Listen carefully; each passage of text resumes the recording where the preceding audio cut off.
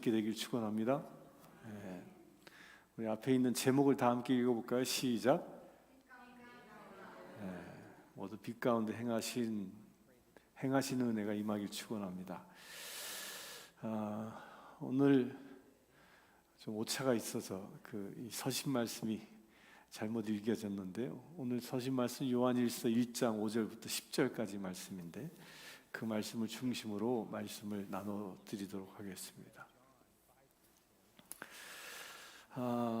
그 요한 일서는요, 사도 요한이 요한 일서를 저술했죠. 근데 이 사도 요한은 당시 소아시아의 그 에베소라는 그 도시에 거기에 살고 있는 그리스도인들에게 보낸 편지가 요한 일서입니다. 이 서신에는요, 이 사도 요한이 선과 악, 또한 진리와 거짓, 또 빛과 어둠, 이런 대조적인 단어들을 통해서 우리를 향한 그 하나님의 큰 사랑과 또한 하나님을 향한 우리의 사랑이 무엇인지에 대하여 이야기하고 있습니다. 그러면서 사도 요한은 우리에게 무엇을 가장 강하게 권면하냐면 우리가 서로 뭐하라? 사랑하라 라고 권면하고 있습니다. 여러분들 서로 사랑하길 바랍니다. 우리 옆 사람에게 손잡고 앞뒤를 보면서도 고백합시다. 제가 당신을 사랑합니다.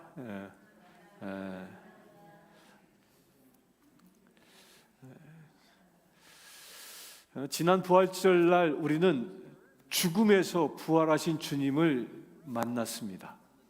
여러분들 진정 만나셨습니까? 주님은 어둠에서 빛으로 부활하신 것입니다.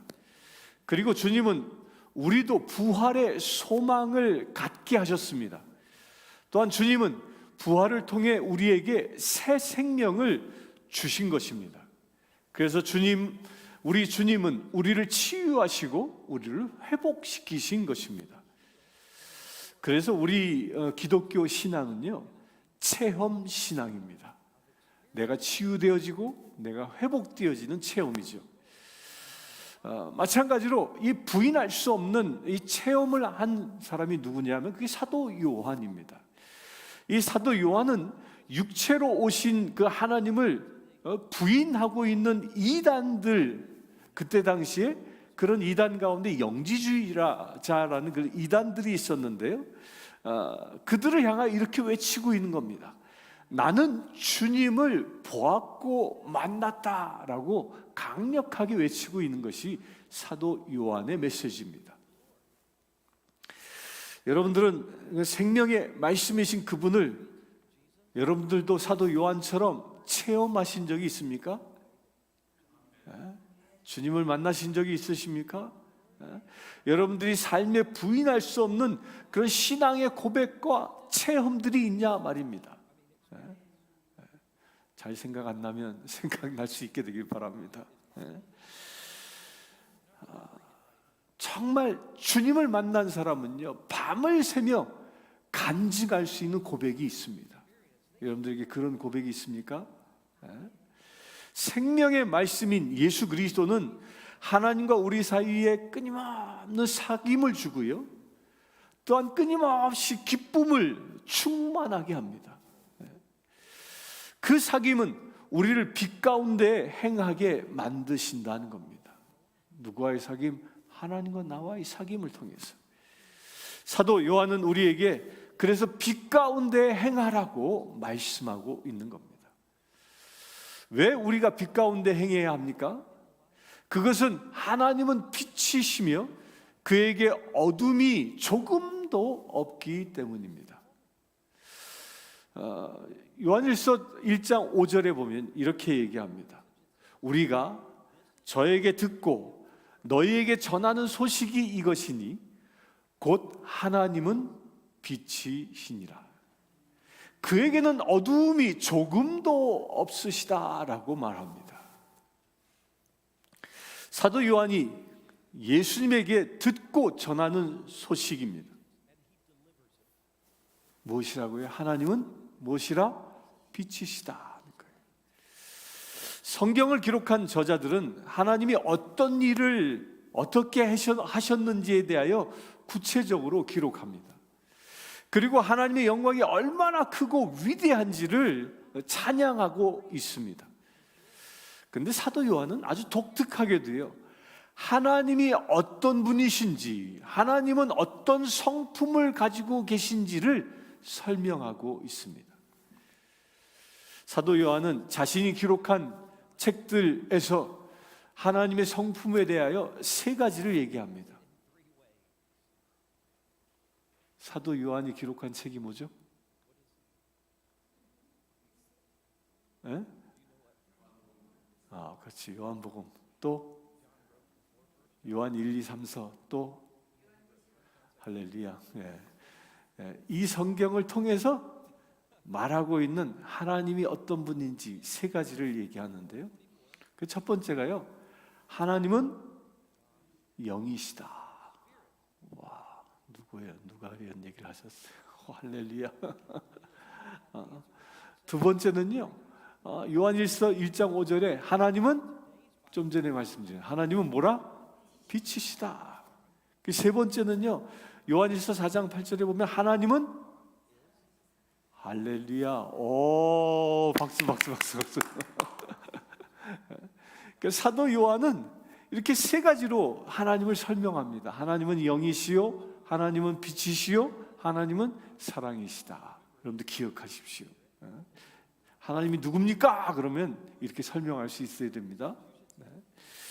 오늘 본문인 요한일서 1장 5절에 보면 하나님은 빛이시기 때문에 어두움이 조금도 없다라고 설명합니다. 그리고 하나님께서는 빛이시기 때문에 우리 또한 빛 가운데 행해야 한다라고 말씀합니다. 우리는 빛의 자녀이기 때문에. 우리가 빛이신 하나님과 사귀기 위해서는 우리 또한 빛 가운데 머물러 있어야 한다는 겁니다. 그렇다면 빛은 무엇입니까? 빛이 뭘까요? 하나님.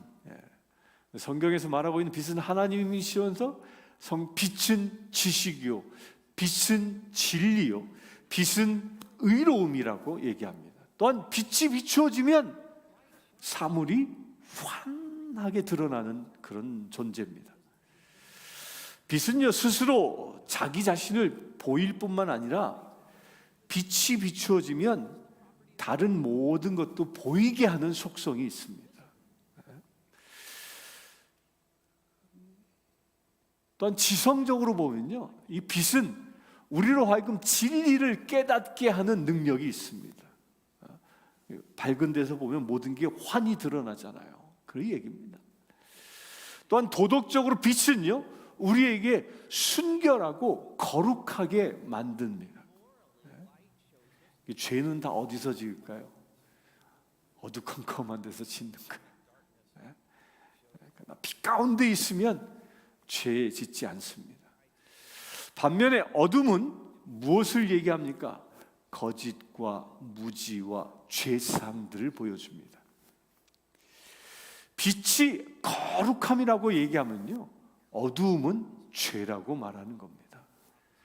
또한 빛이 진리라면 어두움은 무지와 불신앙을 말하고 있습니다. 빛 가운데 죄는 힘을 잃지만 어둠 속에서는요, 이 죄는요 마음껏 활보합니다. 이게 죄의 속성입니다. 그래서 대부분의 죄악은 이 어둠 속에서 한밤중에, 그래서 성경에서도 한밤중에 모략하는 자들아 뭐 이런 얘기를 합니다. 그렇게 한밤중에 어둠 속에서 마음껏 활보하는 게 이게 어두움이에요. 어두움. 하나님은 빛이시기 때문에 어둠이 없기 때문에 우리 또한 그 빛 가운데 머물러 있어야 한다는 겁니다. 우리는 어둠 가운데 머물러 있어는 안 되는 겁니다. 어디에 머물러요? 빛 가운데. 그래서 요한복음 1장 4절에서 5절에 보면 이렇게 얘기합니다. 그 안에 생명이 있으니 그 생명은 사람들의 빛이라. 빛이 어두움의 빛이 돼 어두움이 깨닫지 못하더라 라고 말씀합니다. 이 생명의 빛이 누구라고요? 예수 그리스도이십니다. 예수 그리스도 안에 행하고자 하는 사람들은요, 어두움 가운데 머물며 다녀서는 안 된다는 겁니다. 늘 빛 가운데 있어야 하는 거죠. 빛 가운데 행해야 하는 것입니다. 하나님은 빛이시고 그에게 어둠이 없다면 우리 성도들 또한 그 어둠을 벗어버리고 빛의 갑옷으로 무장해야 하는 것입니다. 빛의 갑옷을 입으시길 바랍니다. 빛과 어둠은요, 결코 함께 할 수 없습니다. 거짓과 진리는요, 결코 함께 할 수 없습니다. 그래서 우리는 늘 빛 가운데 행해야 하는 것입니다. 제가 한 가지 질문을 드리겠습니다. 성도가 신앙생활 하면서 하나님과 사귀면서 그렇게 신앙생활 하면서도 죄를 지을 수 있을까요? 없을까요? 네? 네? 죄를 짓는다. 또 다른 분은 죄를 지을 수 있을까요? 없을까요?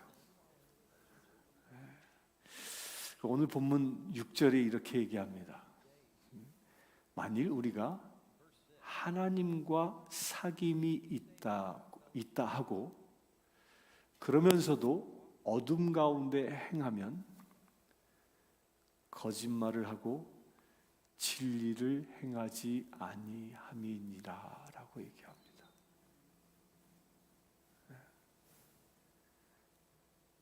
아주 엄청난 얘기를 하는 겁니다.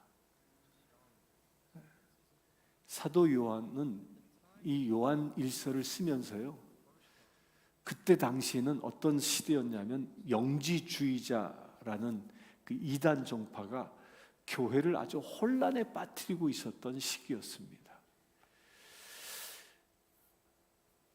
그 영지주의자들은 아주 이 거짓 교설로 교회를 어지럽혔는데 그에 대한 반박을 이 사도 요한이 쓰고 있는 겁니다. 잘못됐음을. 그 영지주의자들이요, 가장 첫 번째의 그 거짓된 주장이 뭐였냐면 불의한 생활을 하면서도 하나님과 교제할 수 있다라고 얘기하는 거예요. 다시 말하면요, 하나님을 믿고 살고 있지만 그냥 어느 정도 죄는 지어도 아무 문제 없다, 이렇게 얘기합니다.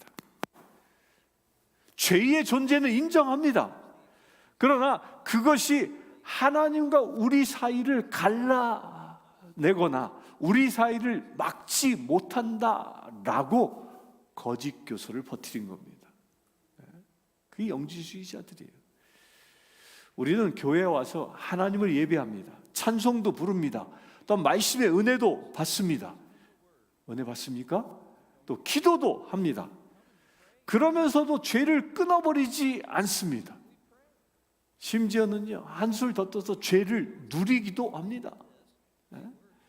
죄의 습관을 그대로 갖고 살아갑니다. 내가 죄를 짓지만 하나님과 교제할 수 있다라는 생각이 은연중에 내 안에 있는 겁니다. 그게 당시 초대교회 당시 영주주의자들이 교회를 어지럽혔던 교설 중에 하나입니다. 그런 교설을 향하여 사도 요한은 그 거짓말이다, 그것은 거짓말이며 진리를 행하지 않는 것이다 라고 강력하게 지적하고 주장하는 겁니다.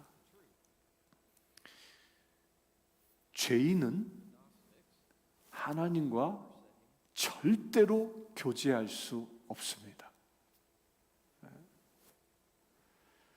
영지주의자들은요, 당시 인간의 육체는 영이라는 게 감싸고 있는, 영을 감싸고 있는 그냥 단순한 껍질에 불과하다고 주장했습니다. 그래서 인간의 영은 그 육체의 행위 때문에 내 영이 더럽혀질 수 없다. 육체는 더러운 것이요, 영은 거룩한 것이다. 따라서 육체가 더럽다고 해서 영이 더럽혀지지 않는다라고 주장한 겁니다. 그런데 성경은 뭐라고 얘기할까요? 그것을 거짓이라고 얘기합니다. 그들은 진리를 따라 살고 있지 않다라고 말합니다. 어둠 가운데 행한다는 것은요, 습관적으로 죄를 짓는다라는 것을 말하는 겁니다. 근데 그 반대 계명은 뭘까요? 빛 가운데 행하는 겁니다. 그렇다면 빛 가운데 행하면 우리에게 어떤 일들이 일어나겠습니까? 사도 요한은 두 가지 일이 일어난다고 얘기합니다. 7절의 말씀에 이렇게 얘기합니다.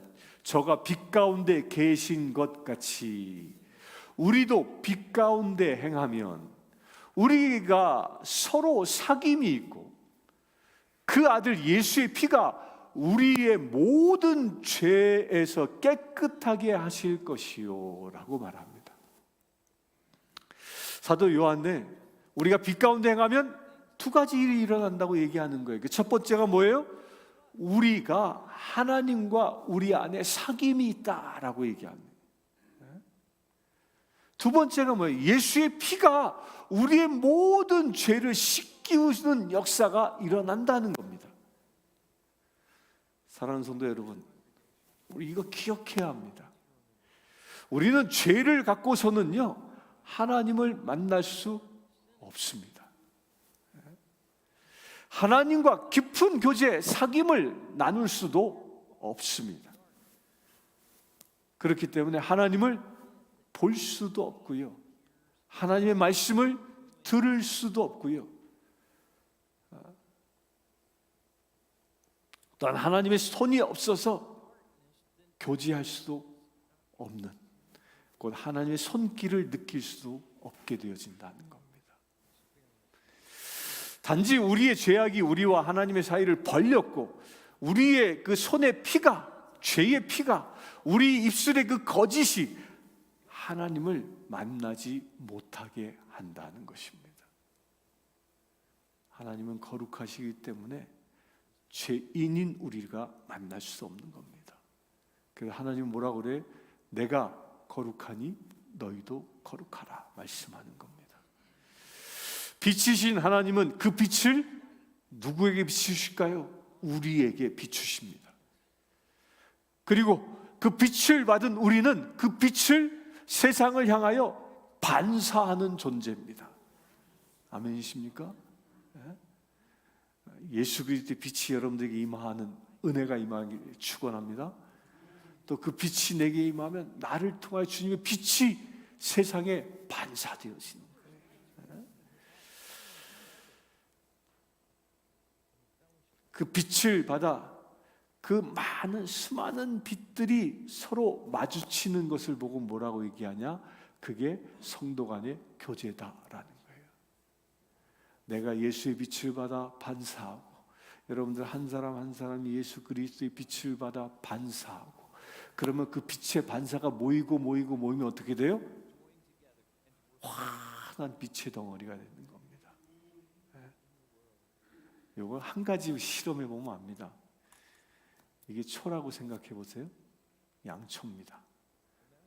여기 불을 하나 딱 켰어요. 깜깜한데 이 하나를 딱 켜놓으면 그냥 요 주위만 밝겠죠? 그런데 요 빛에다가 거울을 하나 딱 놓으면 어떻게 될까요? 2배로 환해집니다. 또 하나 거울을 하나 또 붙이면 2개가 비치면 어떻게 될까요? 2배로, 3배로 환해집니다. 또 비치면 어떻게 될까요? 더 환해집니다. 예수 그리스도의 빛과 똑같은 원리예요.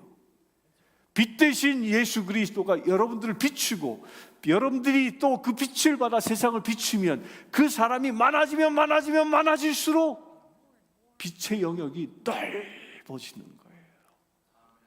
아멘이십니까? 우리에게 그런 일이 일어나길 바랍니다. 그래서 우리가 서로 빛으로 사귀는 존재인 겁니다. 이런 점에서 하나님께서는 우리를 뭐라고 얘기하냐? 교회라 얘기하고 교회를 공동체라 말하는 겁니다. 빛을 발하는 빛의 공동체입니다. 하나님과의 사귐뿐만 아니라 성도들과의 교제, 나눔 역시 그래서 중요한 겁니다. 그래서 우리 교회를 보고 빛의 공동체라고 말하는 겁니다. 일어나 빛을 발하라. 누구에게 하신 말씀? 교회에게 말씀하신 거예요. 교회가 그래서 바로 서 있으면, 그 빛의 역할을 감당하면 교회 주변의 어둠들이 물러갑니다. 아멘이십니까? 아멘이십니까? 우리 교회가 바로 서면 이 지역의 어둠들이 떠나가는 것입니다. 아멘. 우리 교회가 그렇게 될 수 있게 되길 축원합니다. 또 우리가 빛 가운데 행하면 예수의 피가 우리의 모든 죄를 어떻게 한다? 깨끗이 씻어주신다는 거예요. 여기서 모든 죄라고 말하는 거고 있는 것에 주목해야 합니다. 어떤 죄는 용서받고 어떤 죄는 용서받지 못하고, 이게 아니에요. 모든 죄. 저와 여러분들의 죄가 아무리 악취가 난다 해도, 아무리 더럽다 할지라도 예수 그리스도의 보혈은 우리를 정결하게 하신다는 겁니다. 이걸 믿으시길 바랍니다. 그 더러운 죄를 무엇으로 씻는다고요? 예수 그리스도의 어린 양의 그 보혈로 씻는 것입니다. 성경은 예수 그리스도의 피가 우리의 모든 죄에서 깨끗하게 한다고 말하고 있습니다. 사랑하는 성도 여러분, 여러분 모두 예수님의 보혈의 피가 그 정결함과 그 깨끗함의 은혜를 받으시길 축원합니다. 그 피로 정결해지는 것입니다. 그 어떤 죄일지라도요, 예수님은 우리를 깨끗하게 하셔서 하나님과 내가 교제할 수 있도록, 하나님과 내가 사귈 수 있도록 만드신다는 겁니다. 저와 여러분들이 주님 앞에서 모든 죄를 씻기움 받아서 하나님과 온전한 교제가 일어나길 축원합니다. 그 영지주의자들의 두 번째 그 거짓은요, 거짓 교설이 뭐냐? 우리는 죄인이 아니다라고 말하는 겁니다. 우리는 죄인이 아니다. 근데 그에 대하여 본문 8절에는 이렇게 얘기합니다. 만일 우리가 죄가 없다고 하면 스스로 속이고 또 진리가 속에 있지 아니할 것이요 라고 말하고 있는 겁니다. 우리가 죄가 없다고 하면 뭐요? 스스로 속이는 거다. 그런데 당시 그렇게 세상을 어지럽혔던 그 영지주의자들은 인간은 죄인이 아니라, 이게 죄의 실제 자체를 부인해버리고 마는 겁니다. 사도 요한은 이런 자들에게 만일 자기 자신에게 죄가 없다고 말하면 뭐하는 자라? 스스로 속이는 자라고 강력하게 얘기하는 겁니다. 그런데 문제는 사람들은 죄를 의식하지 못할 수도 있습니다. 그런데 내가 죄를 의식하지 못한다고 해서 그 죄로부터 자유로운 것이냐? 그건 절대 아니라는 거예요. 만일 우리 속에 죄가 없다고 하면 예수의 피가 우리를 깨끗하게 해주시는 그 은혜를 경험할 수 없다라는 겁니다. 물론 우리가 인격적으로 예수 그리스도를 구주로 영접하면 그분이 나를 위해 십자가에서 죽으시고 살아나셨다는 것을 믿으면 영생을 얻고 하나님의 자녀가 됩니다. 예수님이 십자가에서 우리의 과거, 현재, 미래의 모든 죄를 다 속량하셨기 때문입니다. 아멘이십니까? 하지만 그것 자체가 우리에게 죄가 없다라고 말하는 것은 아니라는 거예요. 8절에서 말하고 있는 이 죄는요, 그저 그냥 아담이 최초로 지은, 아담과 하와가 지은 그 원죄를 얘기하는 게 아니라 우리가 살아가면서 일상에서 그냥 흔히 지을 수 있는 자범죄, 흔히 짓는 죄를 말하는 거예요. 이 흔히 짓는 죄가 뭐죠? 여러분들 뭐라고 생각합니까? 나 죄 지은 게 없는데? 봐봐, 폴리스가 나 잡으러 안 오잖아.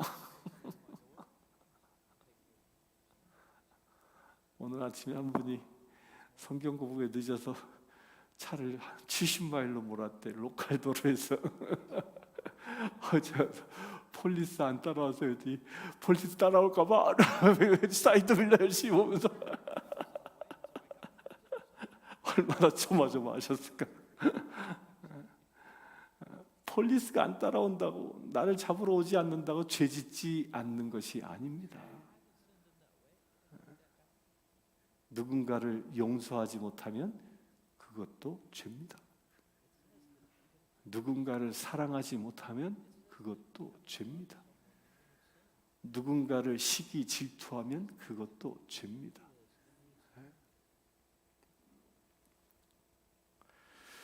이런 죄를 말하고 있는 겁니다. 내 생각과 말로 짓는 죄들. 우리는 모두 예수 그리스도를 영접하고 하나님의 자녀가 되었습니다. 믿습니까? 예수께서 베푸신 그 십자가의 구원이 우리의 과거, 현재, 미래의 죄로부터 자유롭게 하셨습니다. 그리하여 심판의 문제도 해결되어졌습니다.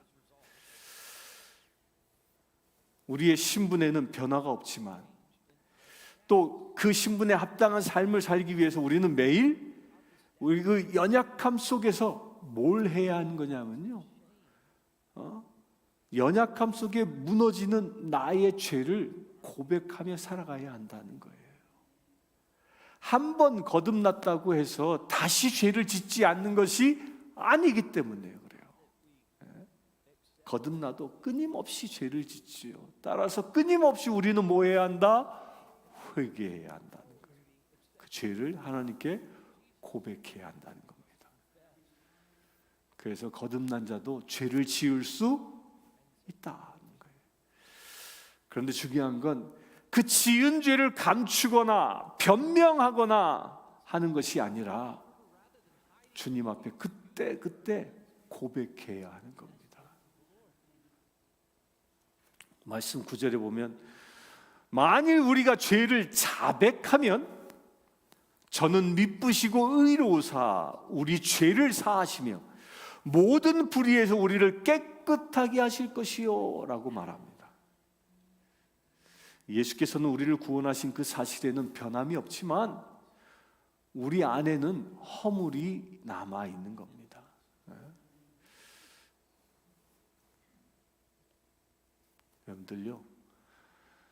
여러분들 사랑하는 자녀가 도둑질 했다고 해서, 도둑놈 되었다고 해서 자녀가 아닙니까? 심지어 살인을 해도요, 그 부모는 그가 자녀입니다. 살인을 해서 감옥에 들어가 무기징역을 살아도 그 부모는 그를 위하여 기도하고 가서 면회합니다. 왜?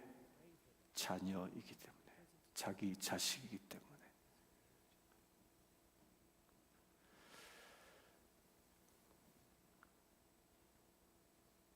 그럴 때 그 자녀가 해야 할 일이 뭘까요?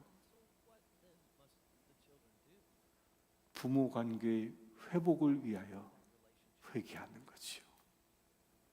죄가 씻기움 받아야 한다는 것입니다. 그게 어떻게 가능할까요?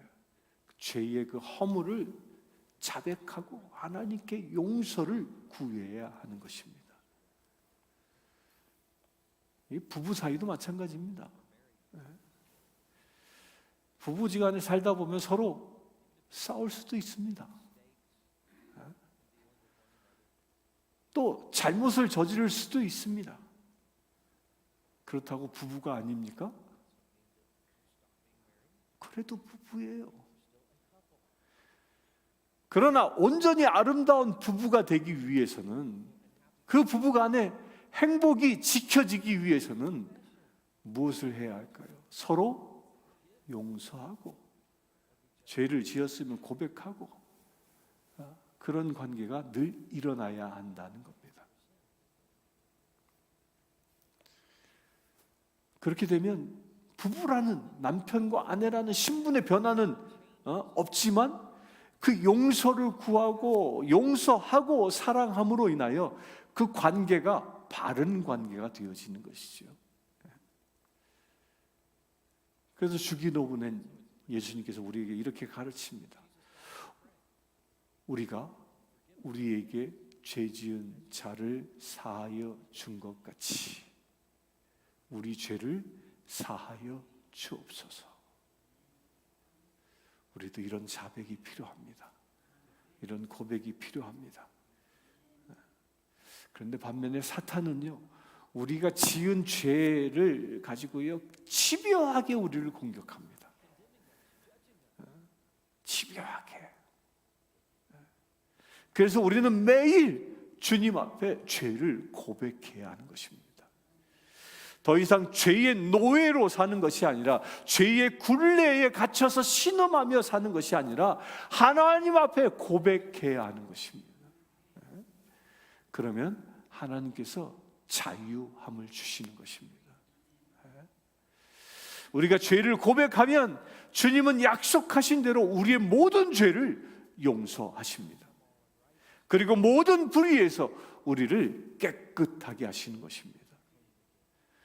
오늘 말씀에 보면 미쁘다라는 말이 나오는데, 미쁘다라는 뜻이 뭐죠?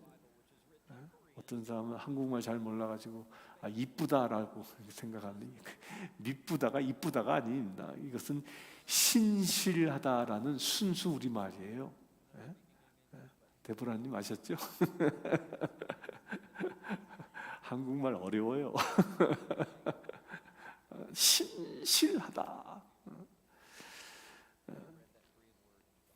하나님은 그래서 신실하기 때문에 우리가 죄를 고백하면 그 죄를 용서해 주신다는 겁니다. 그 신실하신 주님을 의지하기 바랍니다. 예레미야서 31장 34절에 보면요, 내가 그들의 죄악을 사하고 다시는 그 죄를 기억하지 아니하리라. 아멘이십니까? 죄를 고백하면 주님은 그 모든 죄를 다 잊어버리신다는 거예요. 사랑하는 성도 여러분, 우리는 주님을 사랑합니다. 그렇기 때문에 우리는 그 빛 가운데 머물기를 원합니다. 그런데 어찌된 일입니까? 우리는 매 순간 어려움만 생기면 좌절합니다. 절망합니다. 왜이겠습니까? 회개하지 않은 죄가 있기 때문입니다.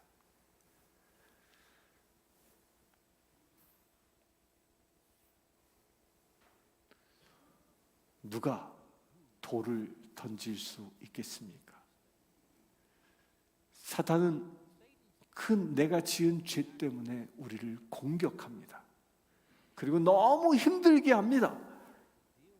그런 우리에게 우리 주님은 이 시간 말씀하십니다. 우리는 죄로 인하여 힘들어하지만 회개하면, 뭐하면? 회개하면, 그 주님 앞에 자백하면 하나님께서 언제든지 우리의 모든 죄를 용서하신다라고 말씀합니다. 아멘이십니까? 그래서 우리는 죄에 쓰러져도, 죄를 지어도 다시 일어나야 하는 것입니다. 그래서 점점 그렇게 일어서면 우리의 삶이 점점 더 성화, 거룩해지는 것입니다. 마지막으로 영지주의자들은요, 세 번째 거짓 주장을 하는데요, 그게 뭐냐면 죄가 우리의 행위로 드러났다는 이 사실 자체를 부인해버리는 겁니다.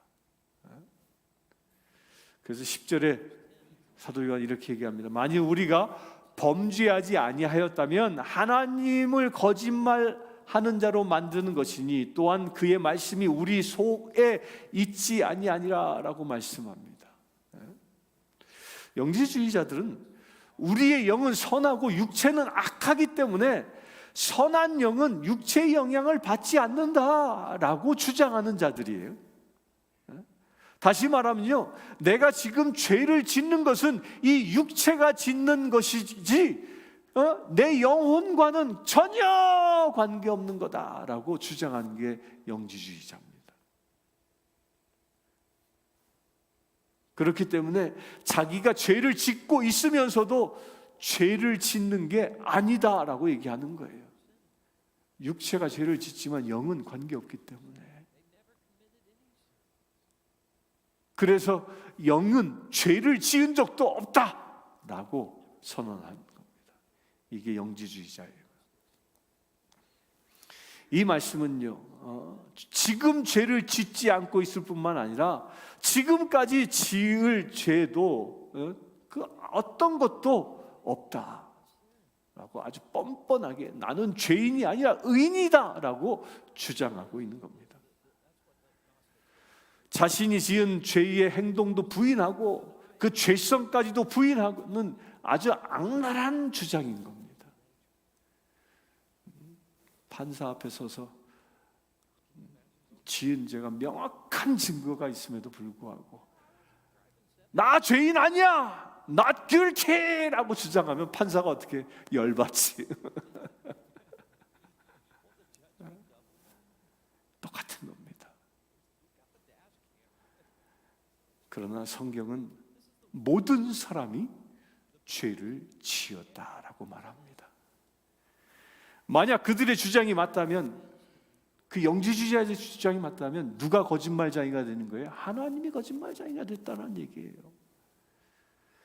그래서 모든 사람이 죄를 범하였음에 하나님의 영광에 이르지 못한다라고 말하는 겁니다.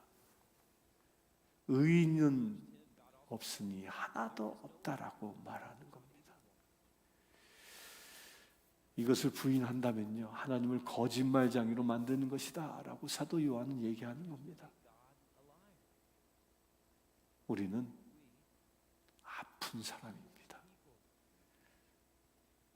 그래서 우리에겐 의사가 필요합니다. 의사의 치료를 받아야 하는 겁니다. 다시 말하면 우리는 죄인입니다. 그런데 내 스스로 그 죄로부터 벗어나기가 너무도 어렵습니다. 그래서 우리의 치료자 되신 예수 그리스도가 필요한 것입니다. 예수 그리스도의 그 주님의 십자가의 보혈이 필요한 것입니다. 그 보혈만이 우리의 죄를 깨끗하게 씻을 수 있기 때문입니다. 하나님께서 우리에게 어둠이 아닌 빛 가운데 행하라고 말씀하고 있는 겁니다. 우리의 죄를 자백하고 거룩한 대로 어둠에 머물지 아니하고 빛 가운데로 나가라고 말씀합니다. 나는 죄가 없어라고 주장하는 것 자체는 하나님뿐만 아니라 나 자신을 속이는 행위라는 거예요. 그러나 우리가 죄를 고백하면 신실하고 의로우신 하나님께서 우리의 모든 죄를 용서하시고 모든 불의에서 우리를 깨끗하게 하시는 것입니다. 믿습니까? 사랑하는 성도 여러분, 이것이 복음입니다. 이것이 기쁨이요, 이것이 은혜인 것입니다.